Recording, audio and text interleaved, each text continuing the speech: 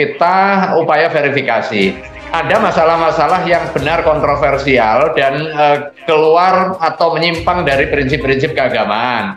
Sehingga memang kita cukup hati-hati terhadap masalah yang muncul di tengah masyarakat tersebut. Nggak lazim di tengah masyarakat ya. Ternyata ini ada indikasi ya terkait dengan NII gitu kan. NII KW9 ya? Iya, jadi akhirnya tim ini mempelajari dan sampailah pada kesimpulan ya. Kesimpulannya itu adalah ditemukan indikasi kuat. Ini tahun 2002 bukan sekarang ya? Iya. Ditemukan indikasi kuat adanya hubungan atau relasi antara Mahat Al-Zaitun dengan organisasi NII KW9. Hubungan tersebut bersifat historis, finansial, dan kepemimpinan. Artinya orang-orang yang memimpin, terutama Panji Gumilang, yang memimpin Al-Zaitun itu adalah juga pemimpin di NII KW9. Kami sudah berkoordinasi ke Basnas yang ada di Indramayu, karena di tingkat provinsi itu ada dibentuk Basnas provinsi, di tingkat kabupaten kota itu ada Basnas kabupaten kota. Kami sudah berkoordinasi ke Basnas Kabupaten Indramayu. Sejauh ini pesantren Az-Zaitun tidak termasuk unit pengumpul zakat di wilayah Kabupaten Indramayu.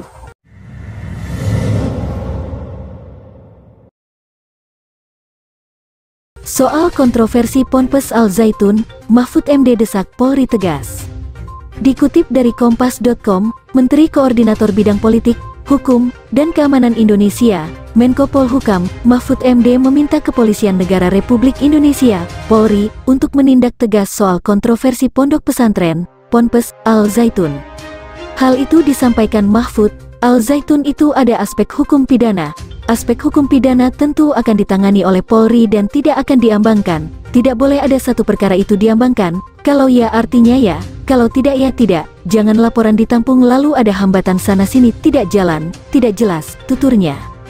Meski tidak ada target waktu tertentu, pihaknya meyakinkan proses hukum harus dilakukan sesegera mungkin. Kalau hukum tidak ada target waktu, tetapi secepat mungkin akan diselesaikan karena itu aspek pidana, imbuhnya. Sementara ini, pihaknya bakal melakukan evaluasi secara administratif terhadap Ponpes Al-Zaitun yang terletak di Indramayu, Jawa Barat.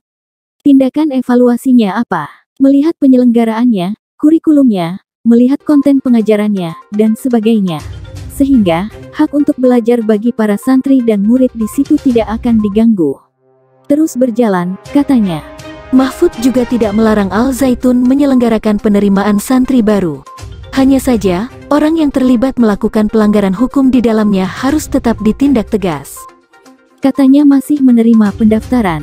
Silakan terima pendaftaran karena Ponpes itu adalah lembaga pendidikan yang kita bina. Tetapi, orangnya yang melakukan pelanggaran hukum ya harus ditindak secara tegas sesuai dengan info dan laporan tentang peristiwa-peristiwa konkret yang terjadi di tengah-tengah masyarakat, tegasnya.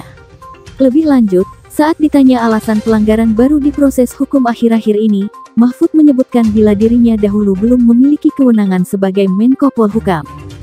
Dulu saya masih belum Menko Polhukam.